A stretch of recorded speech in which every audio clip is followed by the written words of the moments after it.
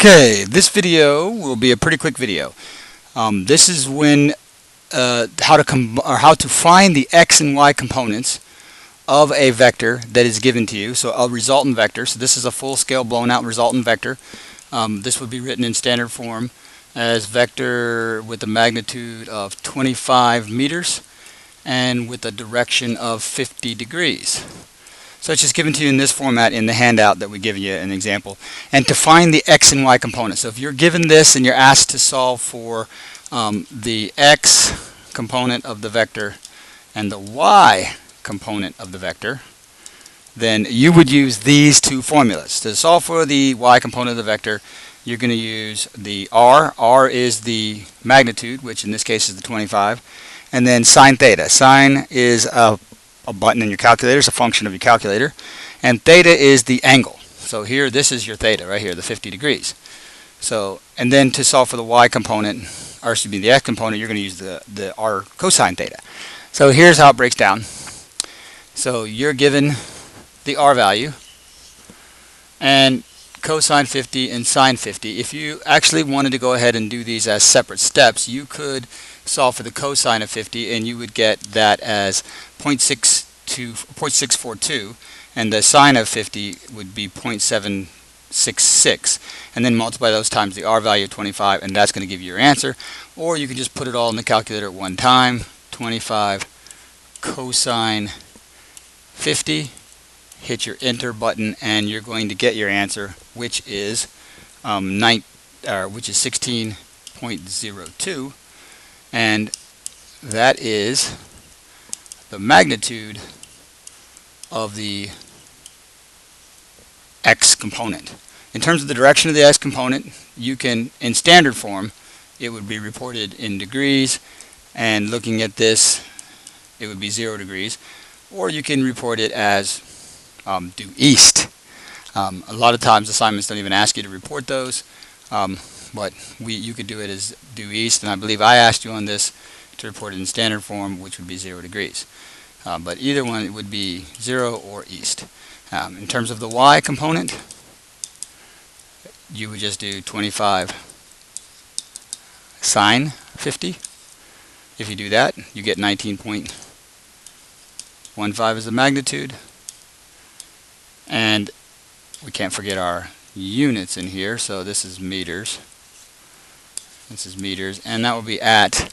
And again, you could report this one as either north, or the standard equivalent is 90 degrees, or north.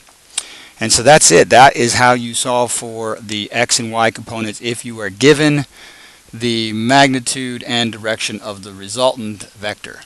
A couple more from the actual handout that I gave you in class. I gave you a handout that had 10 of these. So this would be a vector with a magnitude of 18 and a theta of 15. So to solve for the x component here of this resultant vector, it would be 18 cosine 15, which would give you the answer of 17.4 meters, and you could report that again as either 0 degrees or east. And then to solve for the y component, it would be 18 sine theta, which is 15, which would give you 4.5 at, and this is 90 or north. And that's all you got to do for this assignment. One more of these. So again, x component is, there's your magnitude, 30. Cosine, there's your theta. And you press the enter button in your calculator and you're going to get 23 degrees.